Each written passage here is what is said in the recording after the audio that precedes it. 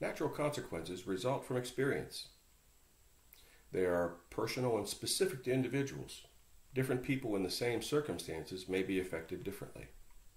There are various reasons for that, including, one, a person's state of mind or emotional state. These may affect attention to particular aspects of an experience or to our sensitivity or tolerance. Another reason might be prior experience with a person or a situation.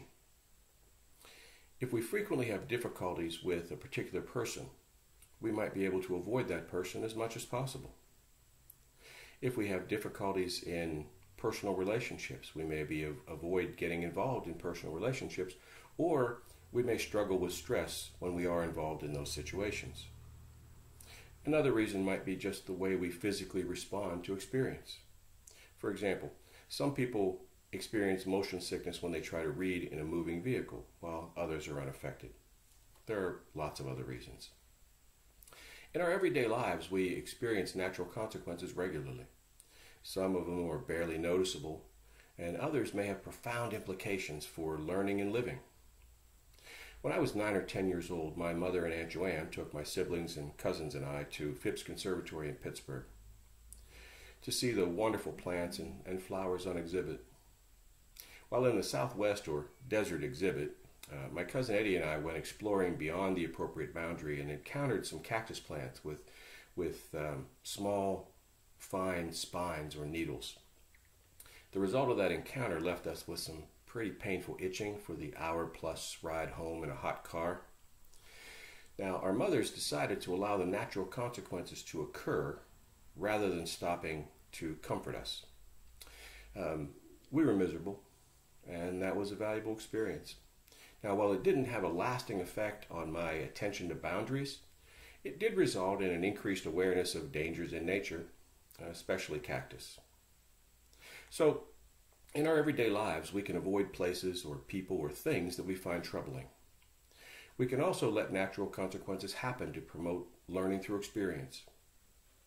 Our mothers certainly could have or would have directed us away from an area where we weren't supposed to be, not necessarily because of the cactus.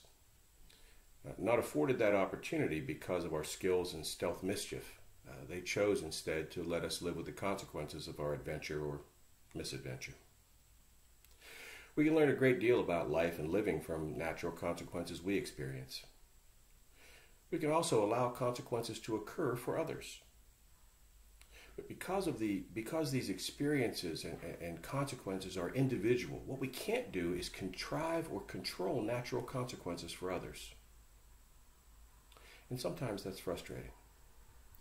As caregivers, especially to young people who have encountered neglect, abuse, or trauma, it's really important for us to be aware of the power of natural consequences, as well as to acquire the skills necessary for allowing or guiding young people in our care to benefit from those experiences. When we choose to work with children who have to be placed in the care of others, we have to accept that everything we do with or about them should be directed to understanding and meeting their needs for healthy, helpful growth experiences. Given the responsibilities of our work and the fact that we choose to do this work, we don't have the luxury or even the right to refuse to speak with a young person who is annoying, rude, or cruel to us. Sometimes we say, well, that's what they'll experience in the real world, and while that's true, they need more from us to help prepare them for what's to come. We should be mindful that there are reasons, most likely experience-based reasons, why that young person interacts with us in those ways. It's possible that they've not had appropriate or effective models to imitate until now. And we have to be able to provide the kind of models from whom they can learn more effective ways of expressing their needs, their interests, or their pain. Ignoring or rejecting a young person in our care who may be with us because they've been ignored, rejected, or worse by other people, other adults in their life, won't create effective learning experiences. What may or will create effective learning experiences is to respond in 3 ways. First, to express that one effect of their interaction in that manner makes us feel sad, mad, frustrated, etc. It's a way of letting them recognize the impact of their interaction on people around them.